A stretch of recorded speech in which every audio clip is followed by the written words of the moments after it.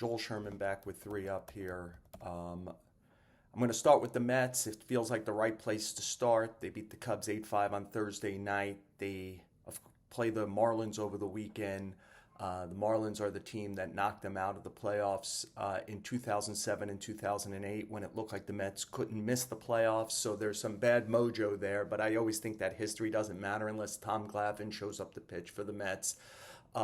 Look, I think the Mets' benefit down the stretch here has been pretty consistent. The other teams chasing them aren't that good. And I still think there's a scenario where only 6 teams in the National League end up even over 500 this year, and that the Mets are one of them, and they get in. And so the safest way to get in is if they sweep, then they're fine. If they take all 3 games in Miami, they can't be topped, they get in. I think the Reds and Diamondbacks are flawed enough. I just don't see them sweeping their series this weekend. The Reds are in Milwaukee.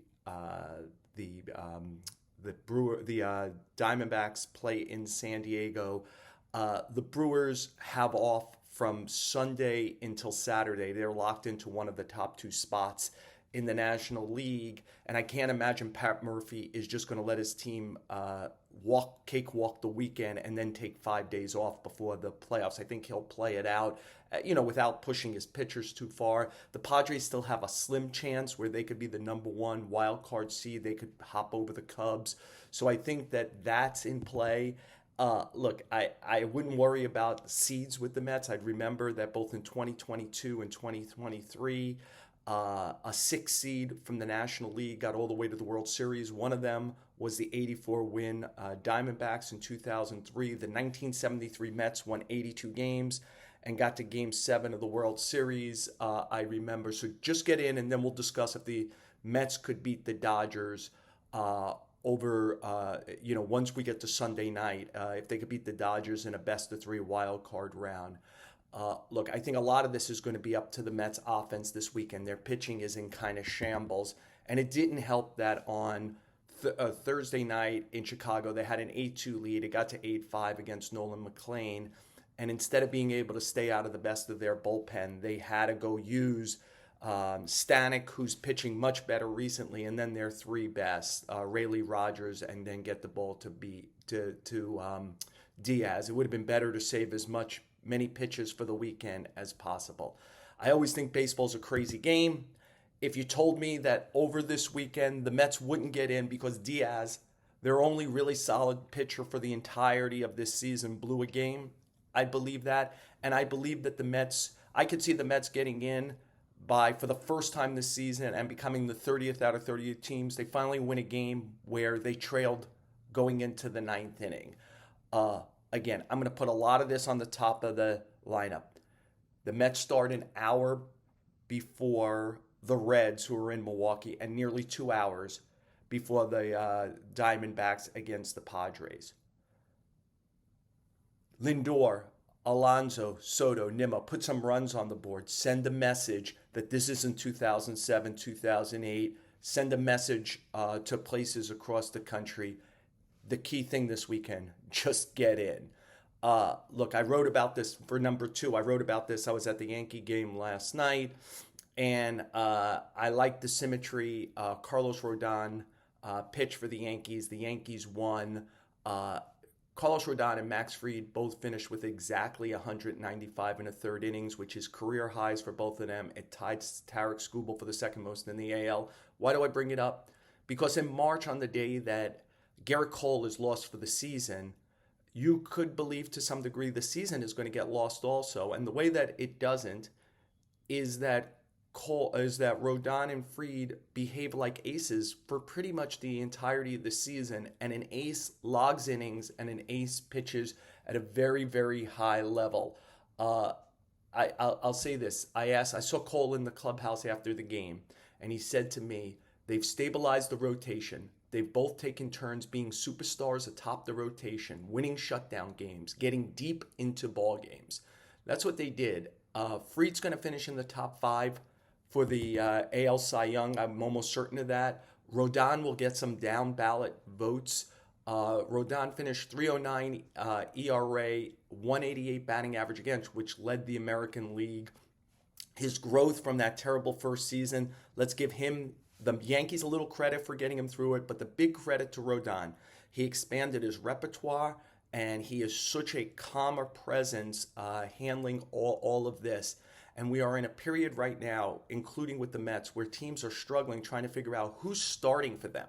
Who do I give the ball to right now? And the Yankees have been going round and round with the same five for the last 2 months, and I don't think it's any coincidence. The Yankees are 29-12 since August 11th. It's the best record in the majors. Their rotation in that time, 22-6 with a 2.82 ERA.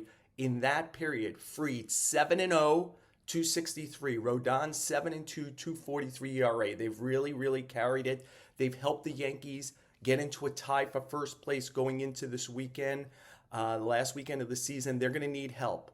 Even if they sweep the Orioles, the Yankees, they would need Toronto to lose at least one game against Tampa Bay. Can the Rays give the Yankees a gift or two this weekend for being gracious enough? The Rays really appreciated how gracious Hal Steinbrenner was to open up his facility and let the Rays play there after the hurricane that wiped out their ballpark. It would be a nice gift for them. But like whatever it is, Rodon and Fried, actually in the order, probably Fried and Rodon are going to start a game 1 and 2 next week.